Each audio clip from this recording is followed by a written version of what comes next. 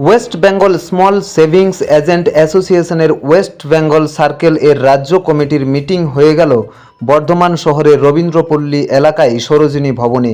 রাজ্যের প্রায় আনুমানিক 200 থেকে 250 জন পোস্টাল এজেন্ট এবং রাজ্য কমিটির নেতৃত্বরা আসেন এই মিটিংয়ে। আজকের এই মিটিংয়ে মূলত এজেন্টদের ফটো আইডি কার্ড, কমিশন বৃদ্ধি, লিঙ্ক সমস্যার সমাধান, সিসিটিভি বসানো, ক্যাশ রিওয়ার্ড, অসংগঠিত পোস্টাল এজেন্ট শ্রমিকদের মর্যাদার দাবি সহ আরও অন্যান্য দাবি দেওয়া নিয়ে আলোচনা করা হয়। সবথেকে বড় সমস্যা বিভিন্ন পোস্টাল ডাকঘরে লিঙ্ক সমস্যার কারণে সাধারণ মানুষকে সমস্যার মধ্যে পড়তে হয় এবং পোস্টাল এজেন্টরা রোদ জল বৃষ্টিতে বিভিন্ন কঠিন পরিস্থিতিতে কাজ করেন, কিন্তু তারা তাদের কাজের সমসাময়িক কমিশন পান না। এমনকি বছরে তাদের যে রিওয়ার্ড দেওয়া হয় সেটাও পর্যন্ত বন্ধ হয়ে গেছে। অবিলম্বে সেই সমস্যার দ্রুত সমাধান চাইছেন তারা আরও কি জানাচ্ছেন শুনুন। স্মল এজেন্টস অ্যাসোসিয়েশনের তরফে যে তৃতীয় একটা সম্মেলন হলো, সেই সম্মেলনে আমি নতুন আগত প্রতিনিধি হিসেবে এসেছি। আমার খুব ভালো লাগলো এই অনুষ্ঠানে এসে। আমাদের সেন্ট্রাল গভর্নমেন্ট এবং স্টেট গভর্নমেন্ট আমাদের এই এজেন্টদের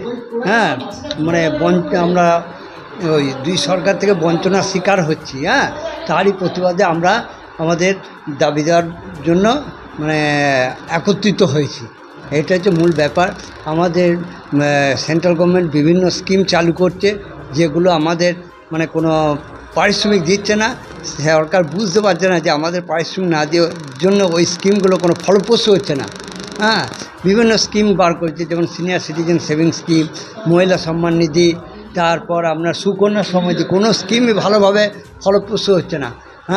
তারা আমাদের যদি সামান্যতম পারিশ্রমিক দেন, যেটা এখন 0.5% দেন, সেইটুকু যদি আমাদের দেয় তাহলে আরও ব্যাপকভাবে স্মল সেভিংসের ওপর মানুষের আকর্ষণটা বাড়ে। এই মিটিংয়ের উদ্দেশ্য ছিল যে আমরা যে পেশায় নিয়োজিত, সেটা হচ্ছে কেন্দ্রীয় সরকারের জাতীয় সঞ্চয় প্রকল্প বা ন্যাশনাল স্মল সেভিংস স্কিমটা এটাকে বলে। রাজ্যে বলা হয় স্মল সেভিংস স্কিম, স্বল্প সঞ্চয়। কেন্দ্রীয় সরকারের এই প্রকল্প যেগুলো আছে, monthly income scheme, national savings certificate, Kisan Vikas Patra, time deposit, মূলত এই কটাতেই আমরা, আর এমআইএস, এইগুলোতে আমরা কমিশন পাই। কিন্তু কেন্দ্রীয় সরকার কি করেছে, যখন বাজার দর বাড়ছে, মানুষের বেকার সমস্যার চারিদিক, আমরা যারা দেশ স্বাধীন হওয়ার পর থেকে আজও পর্যন্ত যারা কাজ করে গেছে, আজকের আমরা যারা আছি, আজকে প্রায় 41 বছর হয়ে গেল আমরা স্মল সেভিংসের এই এজেন্সি নিয়ে কাজ করছি। আমাদের পুরো জীবনটাকে এই স্বল্প সঞ্চয় বা ডাকঘরকে বাঁচাতে, কেন্দ্রীয় সরকারের এই প্রকল্পগুলোকে রক্ষা করতে আমরা ব্যয় করছি। কিন্তু এখানে গিয়েছে কেন্দ্রীয় সরকার, আগে ছিল আর এক সময় 2.5%, 2%, 1%, 0.5% করে দিয়েছে। শুধু তাই নয়, এখান থেকে টিডিএস কাটছে। অপরদিকে বাজার দর যখন বাড়ছে, নিত্য নৈমিত্য জিনিসপত্রের যখন দাম বাড়ছে, তখন দেখা যাচ্ছে এজেন্টদের কমিশন কমিয়ে দেওয়া হচ্ছে। এজেন্টদেরকে ন্যূনতম সম্মান বা তাদের প্রয়োজনীয় যে একটা সামান্য যে এই আইডেন্টিটি কার্ড আপনি দেখতে পাচ্ছেন, এই একটা আইডেন্টি কার্ড দিতে গেলে কি কেন্দ্র কি রাজ্য, এদের অসুবিধাটা কোথায়? আমরা তো কাজ বিভিন্ন সমস্যার মধ্যে থেকে তুলে নিয়ে আসি, বিভিন্ন প্রাকৃতিক বিপর্যয়, বিভিন্ন অসুবিধার মধ্য দিয়ে আমরা এনে ডাকঘরকে বাঁচাচ্ছি। সাধারণ মানুষের কষ্টার্জিত অর্থ ডাকঘরে জমা দিয়ে ডাকঘরকে বাঁচাচ্ছি, যাতে ভবিষ্যতে সরকারি সংস্থায় টাকা রেখে তারা যাতে সঠিক সময় সঠিক টাকা ফেরত পায়। কিন্তু কেন্দ্র সরকারের এই যে প্রকল্প ডাকঘরে রয়েছে, দেখা যায় যে বিভিন্ন সমস্যার জন্য আজ মানুষ হয়রানি হচ্ছে।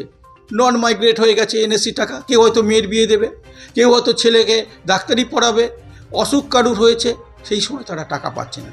অথচ কেন্দ্র সরকারের কোনো হেলদোল নেই এই সাধারণ মানুষের প্রতি। আজও দেখুন আপনি জুলাই মাসে আমাদের সম্মেলন হয়েছে দার্জিলিংয়ের শিলিগুড়িতে আমাদের দীনবন্ধু মঞ্চে। সুতরাং আমাদের 25 সালে আসন্ন সম্মেলন হবে, রাজ্য সম্মেলন, দ্বিবার্ষিক রাজ্য সম্মেলন হয়। সেই আসন্ন সম্মেলন নিয়ে রূপরেখা কোথায় হবে সেটা একটা ডিসিশান ঠিক হলো, কোথায় জায়গাটা, এবং তার জন্য যে অভ্যর্থনা কমিটি তৈরি হবে, অভ্যর্থনা কমিটি তৈরি হবে, তার মিটিংয়ের জন্য একটা স্থান ঠিক করা হলো, তারিখ ঠিক করা হলো। সেই সব করে আজকে সভা আমাদের শেষ করা হলো। পূর্ব বর্ধমান থেকে দেবাশিস ঘোষের রিপোর্ট, রূপসী বাংলা মিডিয়া। পুরুলিয়া শহরে এখন স্বল্প খরচে উন্নত ও অত্যাধুনিক চিকিৎসা পরিষেবা বর্ধমান হসপিটালে। এখানে general, laparoscopic, gynaecologist, paediatrician, anaesthetist, general physician, orthopaedic সহ বিভিন্ন রোগের অভিজ্ঞ ডাক্তারবাবুরা নিয়মিত রোগী দেখছেন। এছাড়াও 24 ঘন্টা বিনামূল্যে অ্যাম্বুলেন্স পরিষেবা রয়েছে, স্বাস্থ্যসাথীর সুবিধাও। যোগাযোগ করুন বর্ধমান হসপিটাল, রাঁচি রোড, সৈনিক স্কুলের নিকটে। মোবাইল নাম্বার 8918968624 এই নাম্বারে।